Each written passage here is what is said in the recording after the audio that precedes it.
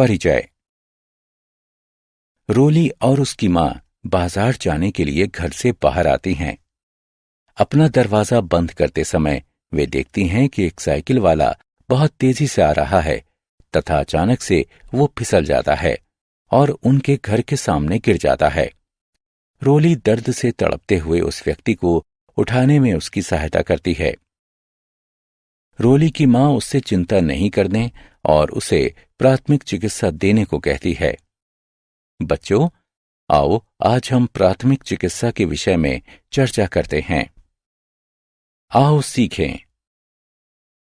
विभिन्न प्रकार की चोटों में दी जाने वाली प्राथमिक चिकित्साओं का वर्णन करना, विभिन्न दुर्घटनाओं से बचने के लिए सुरक्षा के तरीकों का वर्णन करना, निम्न के दौरान और बाद में सुरक्षा के तरीकों की सूची बनाना। मामूली कटने या गिरने पर प्राथमिक चिकित्सा। शाम के समय राम बगीचे में खेल रहा था। उसने और उसके दोस्तों ने दौड़ लगाने का निश्चय किया। राम और उसके दोस्त एक रेखा खींचकर खड़े हो गए और सीटी बजने पर दौड़ना शुरू किया। अचानक राम ने अपना संतुलन खो दिया और वो गिर गया। उसके हाथ पर चोट लग गई जिससे खून निकलने लगा। आपने इस तरह की स्थिति अवश्य देखी होगी। अगर आप हल्का सा कट जाते हैं तो चिंता करने की कोई बात नहीं। हल्का सा कट जाने पर खून निकलना अपने आप ही बंद हो जाता है। अगर ऐसा नहीं होता है तो घाव को साफ रुई या तौलिए से तब तक दबा के रखें जब तक कि खून निकलना बंद नहीं हो जाता है। गुनगुने पानी में डिटॉल या सेवलॉन की कुछ बूंदें डालकर घाव को साफ करें। घाव वाले भाग को पूरी तरह से सूखने दें। घाव पर जीवाणुनाशक क्रीम लगाएं और पट्टी बांधें। नाक से खून बहने पर प्राथमिक चिकित्सा। नाक से खून बहना प्रायः बच्चों में होता है, लेकिन कभी कभी ये वयस्कों में भी होता है। नाक से खून बहने पर आरामदायक अवस्था में थोड़ा सा आगे की तरफ झुककर बैठें। नाक के नीचे के मुलायम भाग को 10 मिनट तक दबा कर रखें। ठंडे गीले कपड़े को नाक के नथनों यानी छेदों पर रखें। एक बार जब खून बहना बंद हो जाए तो 24 घंटे तक नाक को न रगड़ें। यदि खून बहना बंद नहीं होता है तो डॉक्टर को बुलाएं। हड्डियों की चोट के लिए प्राथमिक चिकित्सा। रोहन सुबह की सैर के लिए गया था। वो असमतल जमीन पर फिसल गया और उसके पैर में मोच आ गई। मोच, हड्डी टूटने आदि में तुरंत उपचार करना आवश्यक होता है। इस तरह की चोटों में घायल भाग को जलाना नहीं चाहिए। इस तरह की चोटों में बाद में और अधिक चोट लगने से बचाने के लिए खपच्चियों या मुड़े हुए अखबारों का प्रयोग करें। चोट वाले स्थान पर ठंडे पैकेटों या कपड़े में बंधे हुए बर्फ के टुकड़ों को लगाएं। जब तक चिकित्सीय सहायता न मिले तब तक घायल व्यक्ति को लिटाए रखें या आराम से बिठाएं। मोच लगने पर राइस एक त्वरित उपचार है। राइस में आर का तात्पर्य रेस्ट यानी आराम से है, अर्थात शरीर के चोट वाले भाग को आराम देना। आई का तात्पर्य आइस यानी बर्फ से है, अर्थात चोट वाले भाग पर बर्फ या ठंडे पानी को लगाएं। सी का तात्पर्य कंप्रेशन यानी दबाव से है, अर्थात सूजन को कम करने के लिए एक इलास्टिक वाली पट्टी बांधें। ई का तात्पर्य एलिवेशन यानी ऊंचाई से है, अर्थात घायल हुए भाग को ऊपर की ओर रखें। मामूली जलने पर दी जाने वाली प्राथमिक चिकित्सा। सीमा दूध गर्म कर रही थी। दूध का बर्तन उसके हाथों से फिसल गया और गर्म दूध छलककर उसके हाथ पर गिर गया। उसके हाथ पर जलन वाला घाव हो गया है। जलन वाले घाव 3 प्रकार के होते हैं: प्रथम श्रेणी, द्वितीय श्रेणी और तृतीय श्रेणी। जलन वाले घाव सामान्य रूप से आग, बिजली के तारों और रसायनों से होते हैं। जले हुए भाग की जलन को कम करने और त्वचा की क्षति को कम करने के लिए सभी जलन वाले घावों का उपचार किया जाता है। प्रथम श्रेणी के जलन वाले घावों में प्रभावित भाग से कपड़े को निकाल दें और उस पर ठंडा पानी डालें। तेल या मक्खन नहीं लगाएं। सूखने के बाद प्रभावित भाग पर जलन से बचाने वाला जेल या क्रीम लगाएं। अधिक जलने पर दी जाने वाली प्राथमिक चिकित्सा। जब ऊतकों को होने वाली क्षति बहुत अधिक होती है तो ये अधिक जलन वाले घावों की श्रेणी में आते हैं। अधिक जलन वाले घावों की अवस्था में द्वितीय और तृतीय श्रेणी के जलन वाले घावों के लिए तुरंत चिकित्सीय सहायता लें। प्रथम श्रेणी वाले जलने वाले घावों के लिए निर्देशों का पालन करें। अधिक जलने वाले घाव क्या करें और क्या ना करें। अधिक जलन वाले घावों की अवस्था में क्या करें और क्या ना करें। जले हुए भाग को खुला रखें। सभी प्रकार के जलन वाले घावों में प्रभावित भाग की जलन को कम करने के लिए ठंडा पानी डालते रहें। प्रभावित भाग पर बर्फ का पानी न डालें। जले हुए भाग पर बर्फ न रगड़ें। तेल या मक्खन न लगाएं। चिपके हुए कपड़ों को न हटाएं। कीड़े का डंक। कीड़े के काटने और डंक से त्वचा में तुरंत जलन प्रारंभ हो जाती है।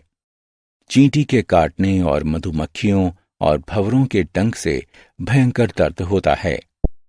एक सीधी धार वाली वस्तु को डंक के आसपास रगड़कर डंक को निकालें। उस भाग को साबुन और पानी से हल्के धोएं। डंक वाले भाग पर कपड़े से लपेटकर बर्फ को रखें। क्रीम लगाएं जिससे कि जलन वाली खुजली कम हो जाए।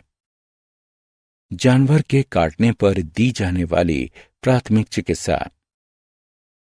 जब जानवरों को उकसाया जाता है या वे खतरे में होते हैं तब वे हमला कर देते हैं। जानवरों का मामूली सा काटना और खरोंचना भी खतरनाक सिद्ध हो सकता है। मामूली काटने के उपचार के लिए सबसे पहले घाव को साबुन की सहायता से चलते हुए पानी में धोएं। संक्रमण से बचने के लिए घाव को धोने के बाद अपने हाथों को भी अच्छी तरह से धोएं। उसके बाद घाव पर प्रतिजीवी यानी एंटीबायोटिक मलहम लगाकर उसे साफ पट्टी से ढक दें। टिटनेस से बचने के लिए तथा आगे के उपचार के लिए डॉक्टर से सलाह लें। क्षतिग्रस्त त्वचा होने पर डॉक्टर से सलाह अवश्य लें। गंभीर रूप से काटे जाने पर प्राथमिक चिकित्सा देने के बाद चिकित्सीय सहायता लेना आवश्यक है। सांप का काटना और उसके लक्षण। सांप का काटना खतरनाक हो सकता है। यदि सांप जहरीला है तो तुरंत आपातकालीन चिकित्सीय सहायता की आवश्यकता होती है। यदि सांप के काटने पर तुरंत उपचार नहीं किया गया तो वो घातक हो सकता है। सांप के काटने के मुख्य लक्षण निम्न हैं। घाव में से खून आना, धुंधला दिखाई देना, अकड़न यानी ऐंठन, बेहोशी, सुन्नपन तथा सिहरन, धड़कनों का बढ़ना, ऊतकों की मृत्यु, बहुत अधिक दर्द होना, त्वचा का रंग बदलना, कमजोरी आना और प्यास लगना। सांप के काटने पर ये करें। व्यक्ति को शांति दें और जहर के बहाव को कम करने के लिए प्रभावित भाग को सुन्ने के स्तर से नीचे रखें। अंगूठियों और अन्य कसने वाली वस्तुओं को निकाल दें क्योंकि वो भाग सूज सकता है। ये नहीं करें। व्यक्ति को अधिक जोर न लगाने दें। उस भाग को ना खुरचें। जहर को मुंह से चूसने की कोशिश ना करें। डॉक्टर की सलाह के बिना कोई भी दवा ना दें। काटे हुए भाग के स्तर को व्यक्ति के हृदय से ऊपर ना उठाएं। डूबने के लिए प्राथमिक चिकित्सा। जब कोई पानी में तैर नहीं पाता है या घुटन महसूस करता है तो वो डूब जाता है। बचाने के बाद किसी डूबते हुए व्यक्ति को पुनर्जीवित करना उतना ही महत्वपूर्ण है जितना कि किसी की जिंदगी बचाना। आपातकालीन चिकित्सीय सहायता के लिए कॉल करें। डूबते हुए व्यक्ति के सिर को एक तरफ मोड़ दें जिससे कि उसके मुंह और नाक से पानी निकल जाए। कुछ मिनट के बाद सिर को फिर से बीच में कर दें। अपने मुंह से घायल व्यक्ति के मुंह में 4 बार जोर से सांस दें, जैसे कि आप उसको और उसकी नाक को दबाते हैं। इस प्रकार वायु सांस के रास्ते और फेफड़ों में भरे हुए पानी को निकाल देती है। 4 तेज सांस देने के बाद अपने कान को उसके मुंह के पास ले जाएं और सांस की किसी हलचल को जानने के लिए उसकी छाती को देखें। व्यक्ति जीवित है या नहीं, इसके लिए उसकी नाड़ी को देखें। जब तक व्यक्ति सांस लेना शुरू नहीं कर देता या कोई चिकित्सीय सहायता उसके पास नहीं पहुंचती है, तब तक फिर से उस व्यक्ति को हर 1 मिनट के बाद मुंह से मुंह में सांस दें। भूकंप के दौरान और भूकंप के बाद की सुरक्षा। भूकंप के दौरान सुरक्षा। यदि आप अपने घर के अंदर हैं, तो पढ़ाई वाली डेस्क या मेज के नीचे छिप जाएं या फिर कमरे के किनारों में खड़े हो जाएं। बाहरी दीवारों और खिड़कियों, बड़े फर्नीचरों और लटकने वाले चित्रों या शीशों के पास खड़े ना हों। यदि आप रसोई घर में हैं, तो शरण लेने से पहले स्टोव को बंद कर दें। बिजली के मुख्य स्विच को बंद कर दें। यदि आप घर से बाहर हैं, तो ऐसे खुले स्थान पर चले जाएं जो कि इमारतों और बिजली की लाइनों से दूर हों। यदि आप गाड़ी चला रहे हैं, तो बिजली की लाइनों, बिजली के खंभों, पेड़ों के नीचे या उनके पास गाड़ी ना रोकें। जब तक भूकंप चला नहीं जाता, जब तक आप अपनी गाड़ी में ही रहें।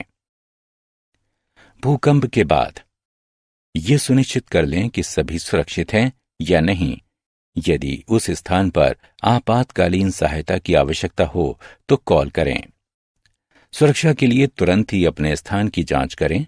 बिजली के स्विच और उपकरणों को तब तक चालू ना करें जब तक कि आप ये सुनिश्चित ना कर लें कि वे सही तरह से काम कर रहे हैं। नीचे गिरी हुई बिजली की लाइनों से दूर रहें और जमीन पर गिरे हुए तारों, खंभों पर लटके हुए तारों या उनसे छूने वाली वस्तुओं को भी ना छुएं। गिरे हुए तारों में करंट हो सकता है, जिन्हें छूने पर झटका या चोट लग सकती है या फिर मृत्यु भी हो सकती है। बाढ़ के दौरान और बाढ़ के बाद की सुरक्षा। आपातकालीन सामग्री को अपने साथ रखें। बाढ़ की स्थिति के लिए रेडियो या टेलीविजन सुनकर सूचना प्राप्त करें। क्षेत्र के विभिन्न रास्तों से निकलने के लिए निर्देशों का पालन करें। अपनी और अपने परिवार की सुरक्षा के लिए प्राधिकरण द्वारा दिए गए निकासी संबंधी निर्देशों को नजरअंदाज न करें। यदि समय हो तो बिजली के उपकरणों को बंद कर दें।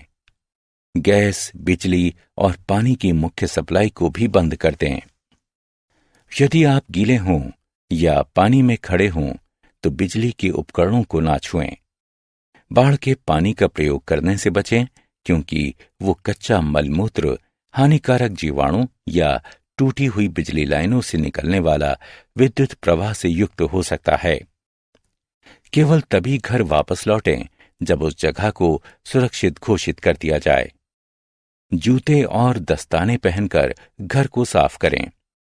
बाढ़ के संक्रमित पानी का नहाने, धोने और खाना बनाने में प्रयोग न करें। बाढ़ के अधिक पानी से लगने वाली चोटों से बचें। बाढ़ के पानी या संक्रमित वस्तुओं से होने वाली बीमारियों से बचें। पीने, खाना बनाने और व्यक्तिगत स्वच्छता के लिए साफ, उबला हुआ या कीटाणु रहित पानी का प्रयोग करें। जो भोजन बाढ़ के पानी के संपर्क में आया हो, उसे फेंक दें। चक्रवात के दौरान और चक्रवात के बाद की सुरक्षा। चक्रवात के दौरान सुरक्षा। चक्रवात आने पर सभी बिजली के उपकरणों को बंद कर दें। वर्तमान स्थिति जानने के लिए रेडियो द्वारा संपर्क में बने रहें। इमारत के सबसे मजबूत भाग में घर के अंदर रहें। निकासी और आपातकालीन किटों के साथ हमेशा तैयार रहें। यदि इमारत में दरारें आनी शुरू हो जाएं, तो स्वयं को बचाने के लिए रजाइयों, गलीचों या कंबलों को लपेटकर मजबूत मेज या बेंच के नीचे छिप जाएं। चक्रवात के बाद सुरक्षा। जब तक बाहर जाना सुरक्षित घोषित न कर दें तब तक बाहर ना जाएं। यदि बिजली के उपकरण गीले हों तो उन्हें चालू ना करें। स्थानीय रेडियो पर दी जाने वाली आधिकारिक सूचनाओं और सलाहों को सुनें। यदि आपने प्राधिकरण द्वारा दिए गए निर्देशों के बाद घर छोड़ दिया हो तो तब तक घर वापस न लौटें जब तक आपको वापस आने की सलाह न दी जाए। बिजली की गिरी हुई लाइनों, टूटी हुई इमारतों और पेड़ों से सावधानी बरतें और बाढ़ के पानी के पास न जाएं। हमने क्या चर्चा की? मामूली कट जाने पर घाव की सफाई करने के बाद उस पर जीवाणुरोधी क्रीम लगाएं और पट्टी बांधें। नाक से खून बहने पर आरामदायक अवस्था में थोड़ा सा आगे की तरफ झुककर बैठ जाएं और नाक के नीचे के मुलायम भाग को 10 मिनट तक दबा के रखें। राइस, आराम, बर्फ, दबाव तथा ऊपर की ओर रखना हड्डियों की चोट और मोच के लिए दिए जाने वाले तुरंत उपचार के आधारीय तत्व हैं। सभी प्रकार के जलने वाले घावों के प्रभावित भागों पर जलन कम करने के लिए ठंडा पानी डालें। तेल या मक्खन कभी ना लगाएं। द्वितीय और तृतीय श्रेणी के लिए तुरंत चिकित्सीय सहायता लें। प्रथम श्रेणी जलन के घावों के लिए निर्देशों का पालन करें। कीड़े के काटने पर एक सीधी धार वाली वस्तु को डंक के आसपास रगड़कर डंक को निकाल दें। उस स्थान को साबुन और पानी से हल्के से धोएं। जहरीले सांप के काटने पर तुरंत आपातकालीन चिकित्सीय सहायता की आवश्यकता होती है। यदि सांप के काटने पर तुरंत उपचार नहीं किया गया तो ये घातक हो सकता है। मुंह से मुंह में सांस देना डूबते हुए व्यक्ति में सांस की प्रक्रिया को पुनर्स्थापित करता है।